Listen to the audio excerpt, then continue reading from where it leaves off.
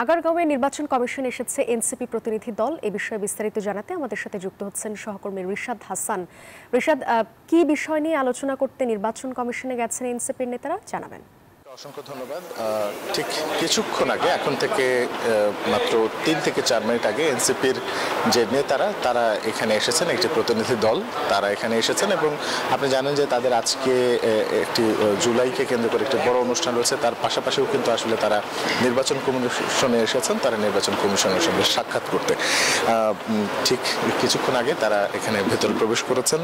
সেখানে আছেন হাসনাত আবদুল্লাহ আছেন এবং নাসিরউদ্দিন পাটোয়ারি আছেন এবং তাদের এখন পর্যন্ত যতদূর জানা গেছে যে তাদের নিবন্ধনের জন্য কিছু অতিরিক্ত ডকুমেন্ট সেগুলো প্রয়োজন ছিল, তারা সেগুলো দেওয়ার জন্য এসেছেন এবং তার পাশাপাশি নির্বাচনী পরিবেশ, নির্বাচন ব্যবস্থা সহ নানা বিষয় নিয়ে আলোচনা হতে পারে। তবে যদিও এখনো বিষয়টি নিশ্চিত নয়, তারা যখন বাইরে আসবেন, তারা যখন গণমাধ্যমের সঙ্গে কথা বলবেন, তখন কিন্তু আসলে বিস্তারিত সে বিষয়গুলো সম্পর্কে জানানো সম্ভব হবে। তবে যেহেতু এখনো তাদেরও আরও একটি বড় অনুষ্ঠান রয়েছে, তার মধ্যেও তারা এসেছেন, তো ধারণা করা হচ্ছে যে এখন পর্যন্ত তাদের নির্বাচন কমিশনের সাথে যে সাক্ষাৎ, সেই সাক্ষাৎ হয়তো বেশ গুরুত্বপূর্ণ এবং জরুরি কোনো বিষয় হতে পারে। এখন পর্যন্ত এই ছিল আমার কাছে নির্বাচন কমিশন থেকে সর্বশেষ। ফিরে যাচ্ছি সাদিয়া আপনার কাছে স্টুডিওতে।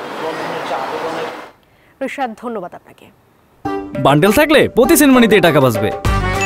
বিকাশ সেনমানি বান্ডেল কিনে জিতুন প্রতি লেনদেনে।